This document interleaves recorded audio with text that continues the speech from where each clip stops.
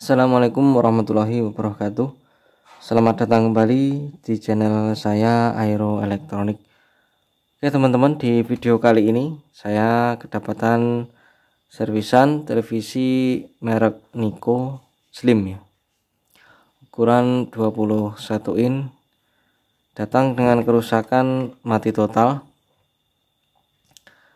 Oke, tanpa berlama-lama langsung saja akan saya coba menyalakan televisinya. Berhubung ini kabelnya buntung seperti ini, saya sambung dengan suplai yang saya buat sendiri.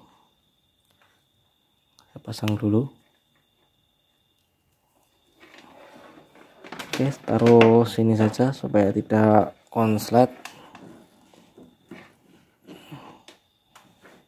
Oke teman-teman, seperti itu. Saya nyalakan dulu.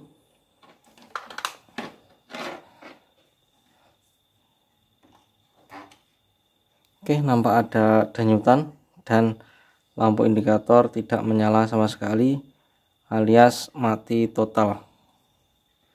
Oke, saya cabut dulu. Oke teman-teman, lanjut untuk mengetahui lebih jelasnya kerusakan televisi ini, akan langsung saja saya bongkar untuk mengetahui kondisi dalamnya televisi dan mengecek lebih lanjut kerusakan di bagian mana. Oke teman-teman, televisi sudah saya bongkar dan debunya sangat tebal sekali. Nanti gampang untuk pembersihannya.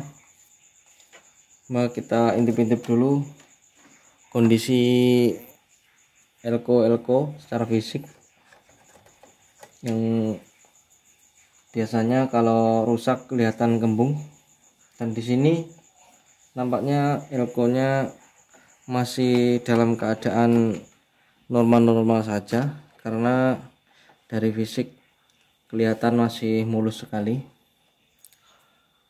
Oke, ini dililit ke ferrit dari horizontal. Mungkin gambarnya kurang lebar. Lanjut ke pokok permasalahan. Kita balik dulu mesinnya.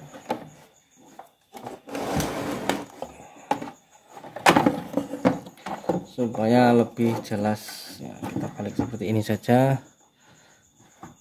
Yang penting kita sudah bisa mengecek tes poin yang perlu kita tes untuk mengetahui kerusakan ya.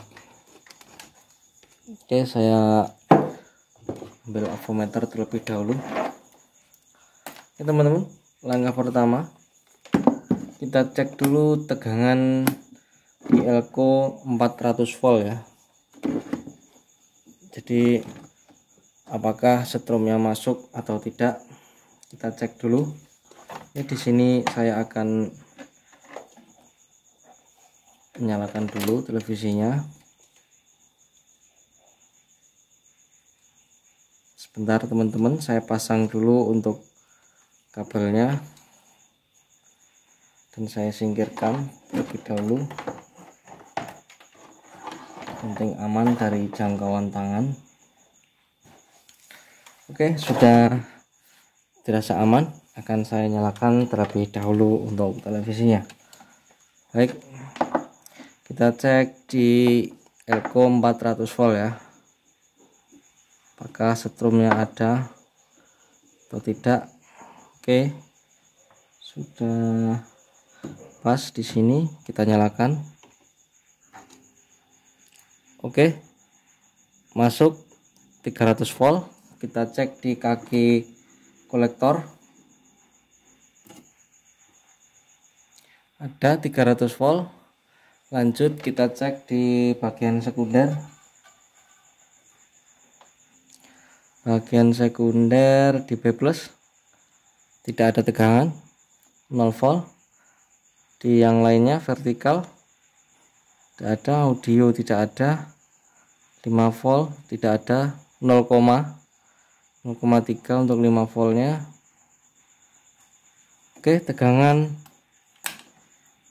tidak hadir sama sekali di bagian sekunder ya.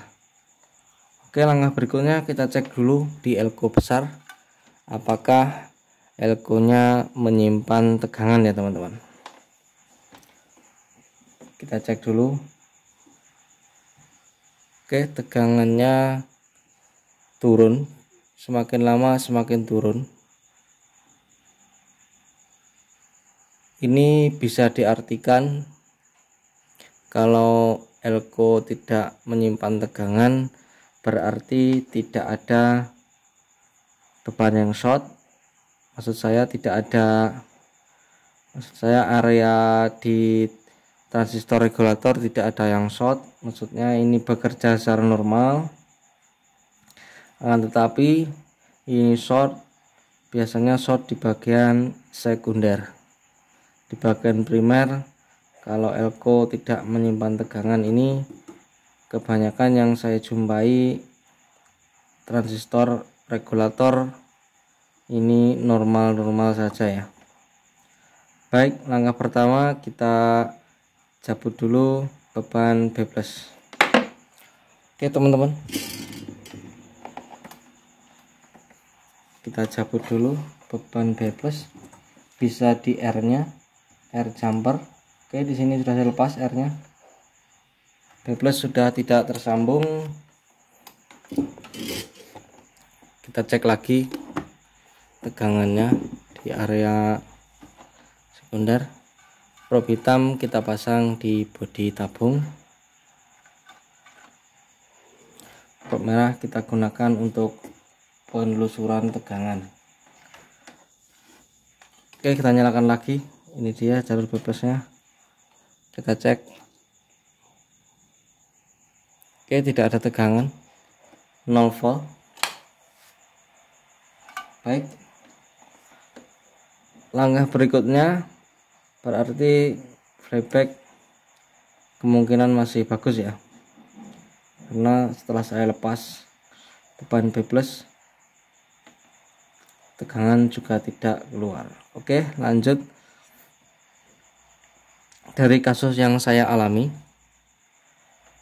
masalah seperti ini biasanya tidak jauh dari area out dari trafo sini ya, bisa dioda bisa kapasitor. Oke, langkah selanjutnya kita cek dulu dioda di area sekunder, terutama yang keluar dari trafo. Ini kan ada trafo teman-teman. Buat pemula bisa dilihat ini ada trafo switching. Trafo yang keluar ini ada B+, suplai vertikal, audio dan 10 volt. Kita cek diodanya satu persatu. Oke, kita arahkan ke mode dioda. Baik, sudah mode dioda, kita cek dioda B+ ya. Ini dia dioda B+, kita cek 0,4. Kita balik, tidak ada hambatan, berarti dioda B+ dalam keadaan baik-baik saja. Kita lanjut untuk suplai ke area vertikal ini kayaknya. Kita cek.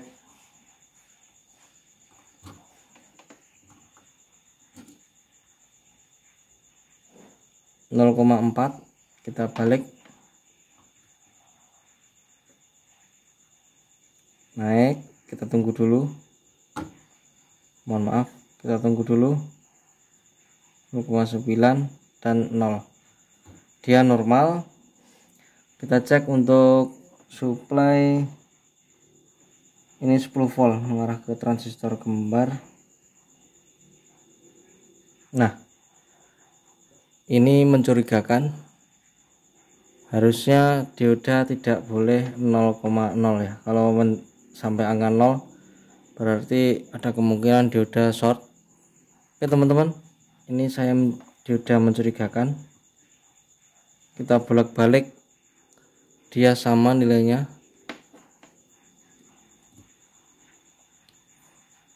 Baik, coba kita buzzer. Nah, ini dioda di buzzer berbunyi, ada kemungkinan dioda short. Kita cek, kita akan saya lepas dulu ya diodanya.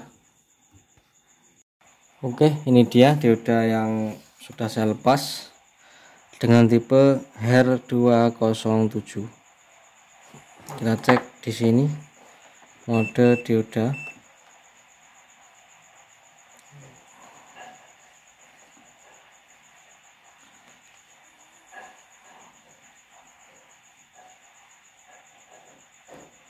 Oke, 0.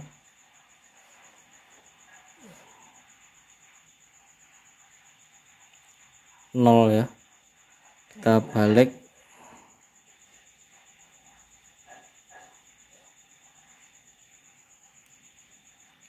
sama 0. Oke, bisa dipastikan dioda ini dalam keadaan short atau konslet. Kita singkirkan dulu. Sekarang kita cek lagi tegangan B+ apakah sudah muncul setelah yang konslet saya lepas. Kita cek sesaat saja. Kita cek tegangan B+ ya. Oke, sudah. Ini kita taruh di sini.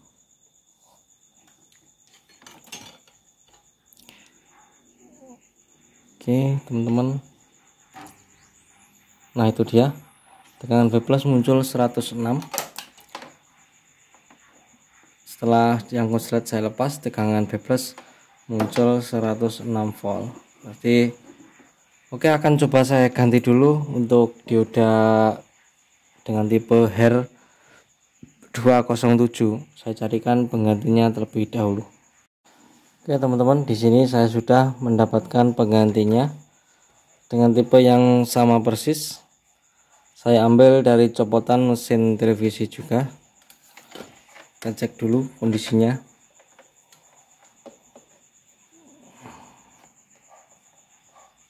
Oke, kita balik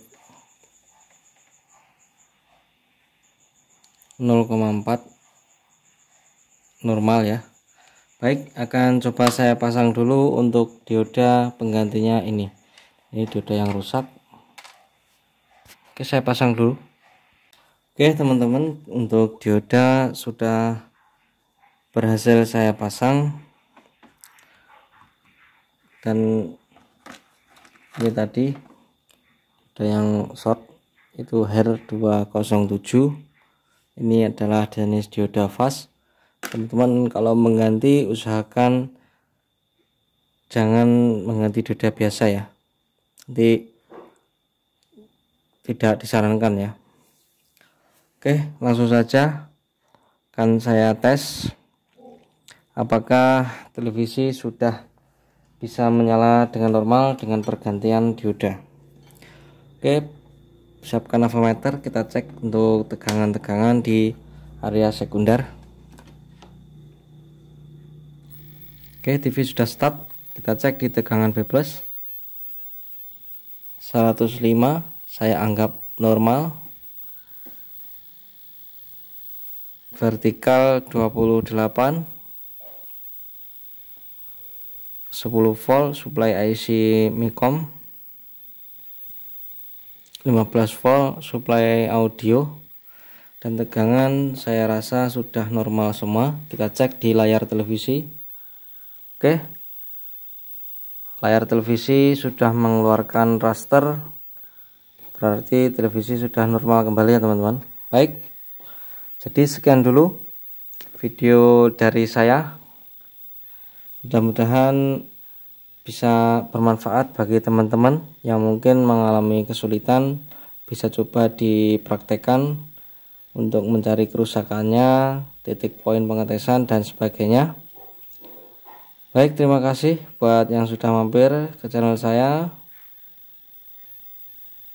Sampai jumpa di video saya selanjutnya. Terima kasih.